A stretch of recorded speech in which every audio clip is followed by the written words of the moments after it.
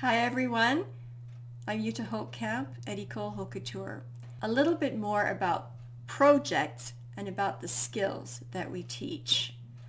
Our emphasis is on teaching you the skills and the techniques.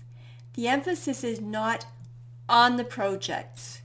The projects that we've chosen make the skills and the techniques relevant.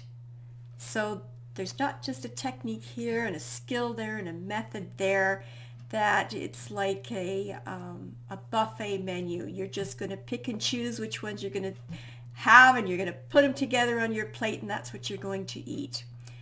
All of the techniques and the methods and the skills that you will learn are valuable information that you can apply in all of your couture sewing and tailoring. Why we chose the projects that we did is because it makes all of those relevant to a garment. I'd like to explain more about the areas that we spend most time on teaching. And what you can see here is a pie chart with different colors. And you can see that the slices of the pie are slightly different. Now that corresponds with how much time in relation to everything else that we spend on teaching certain things.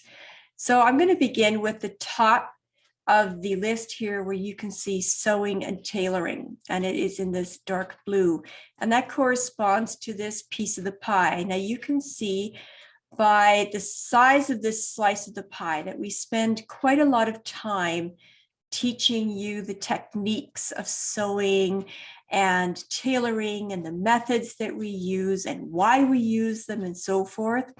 Below that, or right next to it, you see this red slice of the pie, and that is corresponding to pattern engineering or pattern making. So we have to spend about that much time of the overall program on teaching pattern making. And then after that, you can see in green, it says pressing and contouring, which corresponds to this slice of the pie. So you can see that it is important.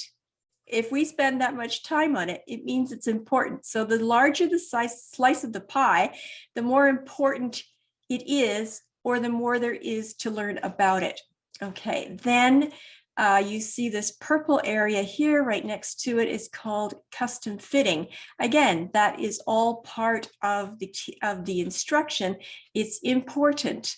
Then we have here a sampler reference library. Now that area is here. We spend quite a lot of time teaching you how to do the techniques themselves. Okay, so this is what we show you in a smaller format. So we're teaching you the technique or the method totally out of context to a project.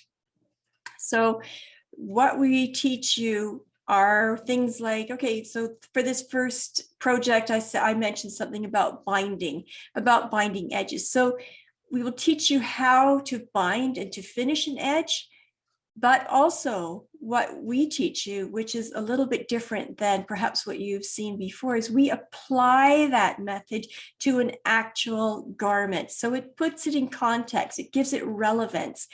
And I talk about why we use that technique, how other techniques are in relationship to that, and so forth. Okay, on to the next one. It says measurement taking, and you can see that's in orange. So we spend that amount of time in comparison to everything else on actual measurement taking. Then after that, you'll see there's technical sketches and illustrating. So these are what we call working drawings as well. So there's a lot that much we need to tell you about why we use technical drawings or working sketches. Then following that, there's a little piece of the pie here. It's in red. It's called Couture Business Basics. So we're not teaching you how to run your business. You know best how to run your business. There are other experts that are far more capable of telling you how to run your business. What we can share with you is what worked for us in the past. And with my mom, she, who ran her couture business from home for 60 years, we share what worked for her and why it was successful. And then after that is design theory. So design theory we just covered, what works in fashion design, what doesn't work so well. And these are not hard and fast rules. These are just generally accepted rules of what makes up good design and why it is good design. Then we also spend this little piece of the pie on fabrics and fundamentals. So we talk about the fabrics that we actually use for our garments, why we use them, what fiber they're made of, and a little bit of the background history. But all of this information is readily available on the internet if you are interested in knowing more about it. Then there is this little blue piece of pie here. It says contemporary fashion history. So what that entails is really pertains to the projects that we chose and where the roots of that design actually came from and why we call it a classic. So sometimes there's quite a long history to why something became a classic and sometimes not, but we do fill you in on the background. And then there's this little piece of pie in orange at the top for millinery and handcraft skills. So we do make hats and we do make accessories. Hats is a little bit more involved than, let's say, making a belt or something like that. In any case, you can see that these are the areas of instruction that we cover in our school. And if you look at this pie, you can kind of gauge how much time we spend teaching that area. Now, it kind of reflects how much time you're going to have to invest in each part of the learning process as well. But I can say that, or I should advise that the more practice that you have in all of these areas will help you master those areas.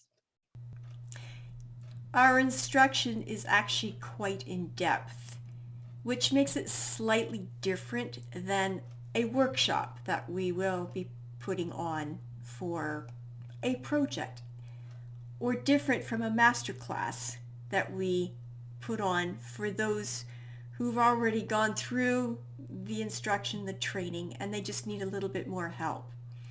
So again, let me just broadly define this again. There's the instruction, there's the project, and then aside from what we offer are workshops and masterclasses. So you may recall that I mentioned that couture, sewing, and tailoring is actually a way of thinking. And you say, well, how is that a way of thinking? It's just doing, isn't it? Well, no, because in couture, everything that we do is well thought out in couture sewing. The fabric that we use is well thought out. It's not just randomly chosen. It's not just because, oh, hey, I like that color, let's use it. The styles are, I love that style, let's just do it.